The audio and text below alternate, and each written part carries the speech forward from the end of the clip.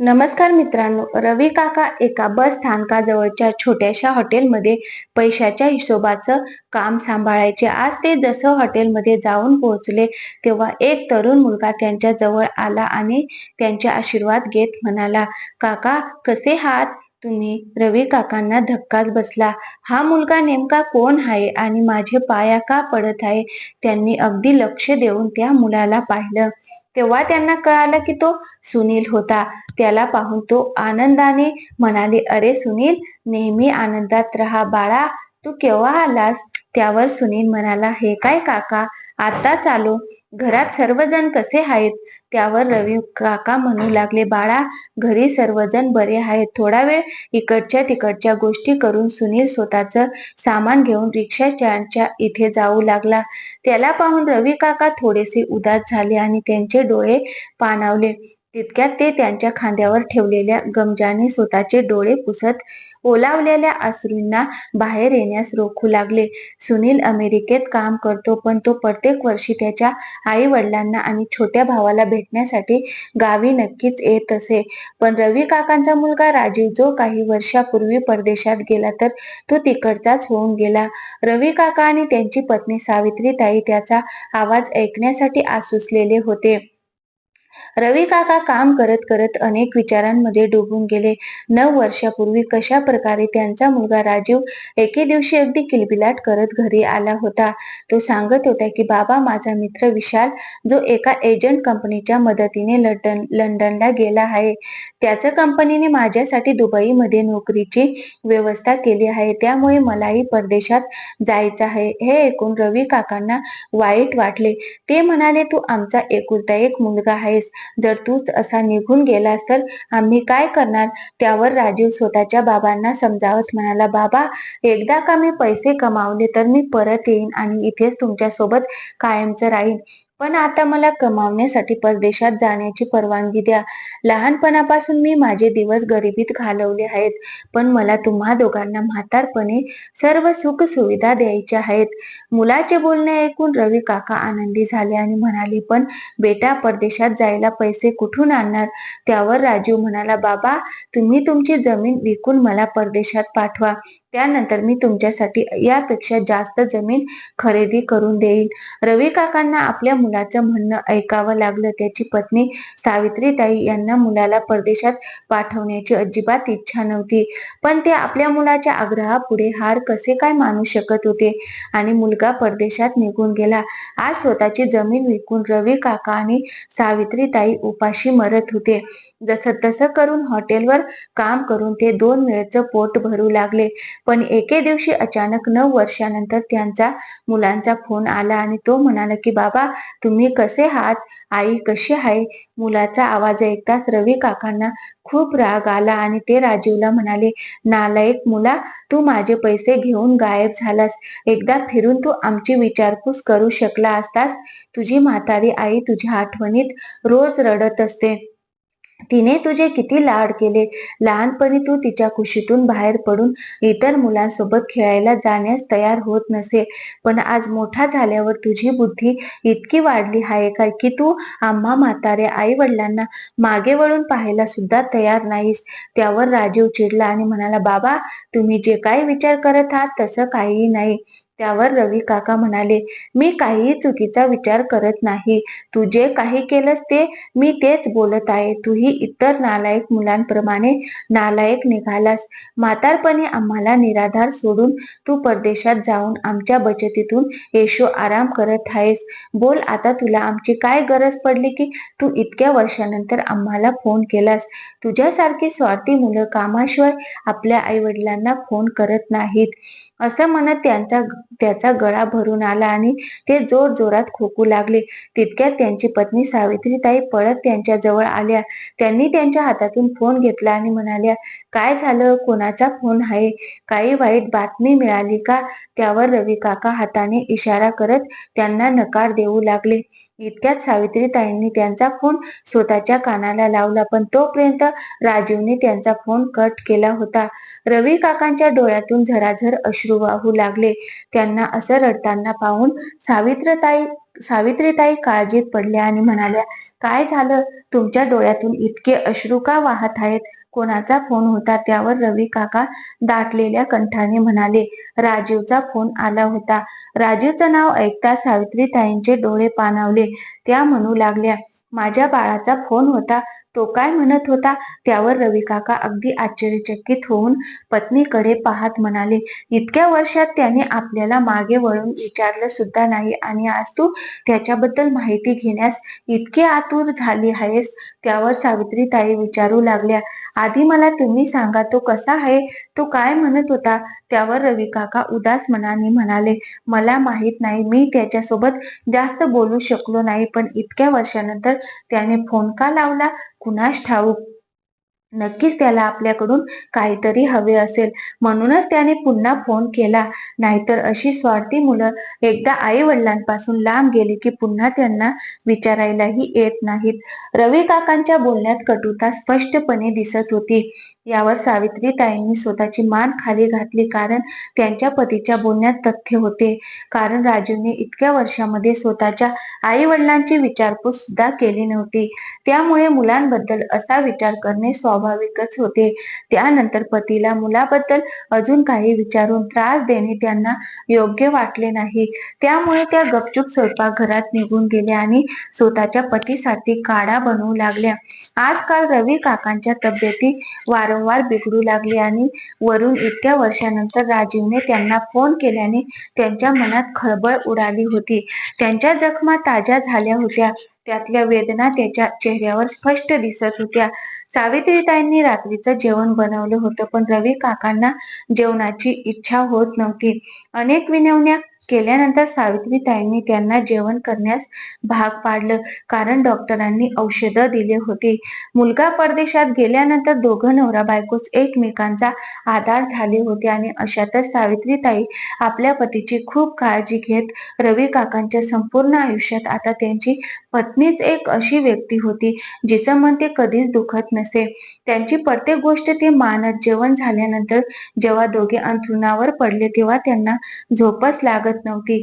कधी सावित्रीताई राजीवच्या बालपणीच्या आठवणींमध्ये हरवून जायच्या, तर कधी आपला मुलगा मोठा झाल्यावर इतका का बदलला याचं त्यांना वाईट वाटतं. इकडे रवी काका आपल्या मुलामुळे खूप चिंतेत होते. जिथे मुलाने मोठी आश्वासने दिली होती की परदेशात जाऊन तो भरपूर पैसे कमावून आई वडिलांचे सर्व दुःख दूर करेल, पण तो इतका स्वार्थी निघाला होता की परदेशात गेल्यानंतर इतकी वर्षे फोन करणं सुद्धा त्याला महत्वाचं वाटलं नाही. सुरुवातीला ते दोघेही आपल्या मुलामुळे खूपच चिंतेत असायचे की आपल्या मुलाला काही झालं तर नसेल ना. पण एक दिवस जेव्हा त्याच्या ऑफिसच्या नंबरवर फोन केला तेव्हा तिकडच्या एका मुलीने फोन उचलला आणि तिने सांगितलं की राजीवचं प्रमोशन झालं आहे. आता तो खूप मोठा व्यक्ती झाला आहे. त्यासोबत तिने हेही सांगितलं की आता राजीवचं लग्न झालं आहे. त्याचे संपूर्ण जग परदेशात आहे.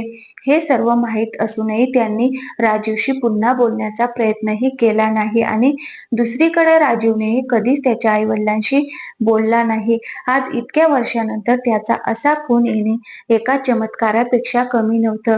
पण रवी काका भावूक होऊन परत चूक करून इच्छित नव्हते. त्यामुळे त्यांनी त्यांच्या मनाला कठोर बनवलं. 15 दिवसानंतर एके दिवशी सकाळी रवी काका अंगणातील गायीला चारा घालत होते. तितक्यात त्यांच्या मुख्य द्वारावर काही आवाज आला. त्यांनी वळून पाहिले तर समोर राजीव खांद्यावर काळी पिशवी घेऊन उभा होता. इतक्या वर्षांनी आपल्या मुलाला पाहून रवी काका भावुक झाले, पण त्यांनी मोठ्या कष्टाने स्वतःवर नियंत्रण ठेवले. राजीव खूप कमजोर आणि तब्येतीने अगदी बारीक दिसत होता. त्याचे डोळे पाणावले होते, केस कोरडे पडले होते, जणू त्याला अनेक दिवसापासून नीट खायलाही मिळाले नाही असे दिसत होते. तेवढ्यात सावित्रीताई तुळशीच्या रोपाला पाणी द्यायला अंगणात आल्या. मुलाला पाहून त्यांची पावलं तिथेच थांबली. राजीव पुढे येऊन आई वडिलांच्या पाया पडू लागला. दोघांच्या मुखातून शब्द बाहेर पडतच नव्हते. राजीव स्वतःची बॅग घेऊन स्वतःच्या खोलीत ठेवून आला. सावित्रीताई आणि रवी काका तिथेच अंगणात असलेल्या पलंगावर निशब्द होऊन बसले होते. राजू बाहेर अंगणात आई वडिलांच्या पायाजवळ येऊन बसला आणि म्हणाला, आई बाबा, माझा गुन्हा माफ करण्यासारखा नाही, पण तुम्ही माझे म्हणणे ऐकले तर कदाचित माझ्या मनावरील ओझं हलकं होईल. मला खरे तर परदेशात जायला नको होतं. जास्त पैसे कमावण्याच्या नादात मी परदेशात गेलो, पण मी माझ्या जीवनासोबत माझ्या स्वप्न सुद्धा मोडून गेली. सावित्रीबाई अगदी गुपचूपपणे पाणावलेल्या डोळ्यांनी खाली जमिनीकडे पाहत होते, तर रवी काका स्वतःच्या मुलाच्या चेहऱ्याकडे अगदी लक्षपूर्वक पाहत होते. राजीव राजीव सांगू लागला की जेव्हा मी इथून परदेशात गेलो तेव्हा मी विचार केला की लवकरात लवकर भरपूर पैसे कमावून परत तुमच्या जवळ निघून येईल. पण मी जो काही विचार केला होता, जे काही स्वप्न पाहिले होते, ती पूर्ण होऊ शकले नाही. मी ज्या कंपनीमध्ये काम करत होतो तिथे माझ्या बॉसच्या मुलीला मी खूप आवडू लागलो.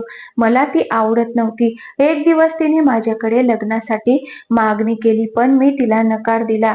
मी तुमच्या आवडत्या मुलीसोबतच लग्न करू इच्छित होतो. विनया अख्ख्या ऑफिसमध्ये तिच्या गर्विष्ठ आणि वाईट स्वभावामुळे प्रसिद्ध होती.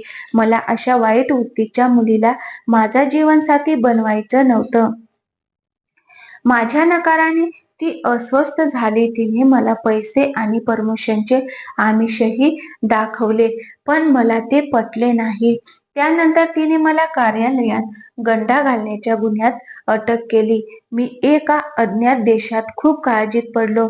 मी तुमच्याशी संपर्क साधू शकलो नाही. मग मला वाटले की जर तुम्हाला हे सर्व कळले तर तुम्ही आणखीन अस्वस्थ व्हाल. म्हणून मी माझ्या कार्यालयातील सहकारीला तुम्हाला असं सांगण्यास विनंती केली की लग्न केल्यानंतर मी माझ्या आयुष्यात आनंदी आहे, जेणेकरून तुम्ही माझी काळजी करू नये. ते म्हणतात ना की लोक एखाद्या वेळी द्वेषाने जगू शकतात, परंतु प्रेमामुळे माणूस खूप दुखावतो आणि तुटून जातो. त्यामुळे मी मनातल्या मनात विचार केला की तुम्ही माझ्यावर नाराज व्हाल, पण माझी चिंता तर करणार नाही. जर मी खरं सांगितलं असतं तर तुम्ही खूप अस्वस्थ झाला असता. जर तुम्हाला माझ्याबद्दल काहीच माहिती मिळाली नसती तर कदाचित काळजी करून तुमचं जगणं खूप कठीण झालं असतं. मी जेव्हा तुरुंगात होतो तेव्हा विनयाने मला ऑफर दिली की मी तिच्याशी लग्न करण्यास तयार झालो तर ती मला तुरुंगातून बाहेर काढेल. पण मी यासाठी तयार नव्हतो. काही मित्रांच्या मदतीने मी माझे निर्दोषत्व सिद्ध करण्याचा प्रयत्न करत राहिलो आणि शेवटी इतक्या वर्षानंतर मी स्वतःला निर्दोष सिद्ध करून तुरुंगातून बाहेर आलो. विनयाने माझ्यावर खूप वाईट केले आणि ती देखील कधीच आनंदी नव्हती. तिच्याकडे संपत्ती आणि प्रसिद्धी तर होतीच, पण तिला मन शांती नव्हती आणि त्यामुळे एका रात्री तिला हृदयविकाराचा झटका आला आणि ती ह्या जगातून निघून गेली. तुरुंगातून बाहेर आल्यानंतर मी सर्वात आधी बाबांना फोन केला, पण त्यांनी मला इतकं कोसलं की मी पुढे काहीच बोलू शकलो नाही. त्यामुळे मी विचार केला की तुम्हाला भेटल्यानंतरच सर्व काही सत्य सांगेन. आता मी कायमचा तुमच्याकडे आलो आहे. आता मी तुमचं सर्व दुःख दूर करेन. मुलाचं म्हणणं ऐकून सावित्रीताईंना अश्रू अनावर झाले. रवी काका पुढे होऊन मुलाला मिठी मारू लागले. आज इतक्या वर्षानंतर त्यांच्या धगधगत्या मनातील आगीला थंडावा मिळाला होता. ते दाटलेल्या कंठाने म्हणाले, बाळा, आम्हाला माफ कर. आम्ही तुला चुकीचं समजलं. त्यावर राजीव म्हणाला, नाही बाबा, तुम्ही माझी माफी मागू नका. कधी कधी अशा अवस्थेत आणि अशा परिस्थितीसमोर माणूस जणू बाहुली बनतो.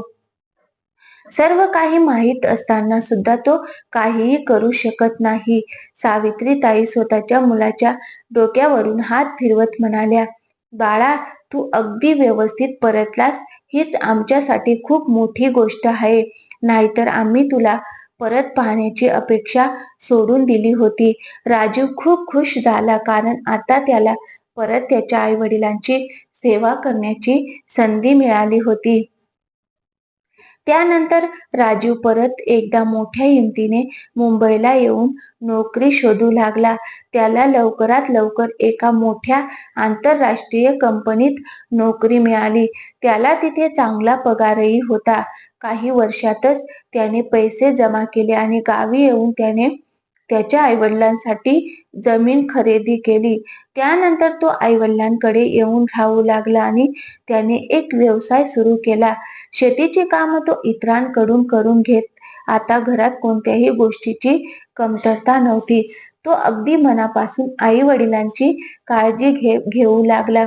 उशिरा का होईना पण त्याने त्याच्या आई-वडिलांना दिलेले वचन पूर्ण केले. त्यानंतर सावित्रीताईंनी एक चांगली मुलगी शोधून राजीवचं लग्न लावून दिलं. आता ते दोघेही मुलगा आणि सुनांसोबत त्यांच्या म्हातारपणाचे दिवस अगदी आरामात घालवू लागले. तर मित्रांनो, मुलंही कधी कधी चुकीची नसतात, पण परिस्थिती त्यांची साथ देत नाही. अशा परिस्थितीत मुलांबद्दल कोणतेही मत बनवण्याआधी परिस्थिती कोणतीही असो, एकदा ती परिस्थितीबद्दल विचार करण्याचा प्रयत्न करणे फार गरजेचं आहे. तर या कथेमध्ये तुम्हाला राजीवचं पात्र कसं वाटलं कमेंट बॉक्समध्ये नक्की सांगा. आणि हो, कथा आवडली असेल तर व्हिडिओला एक लाईक करा आणि चॅनलवर नवीन असाल तर चॅनलला सबस्क्राईब नक्की करा. थँक्यू. धन्यवाद मित्रांनो. पुन्हा भेटूया अशाच एका नवीन कथेसोबत.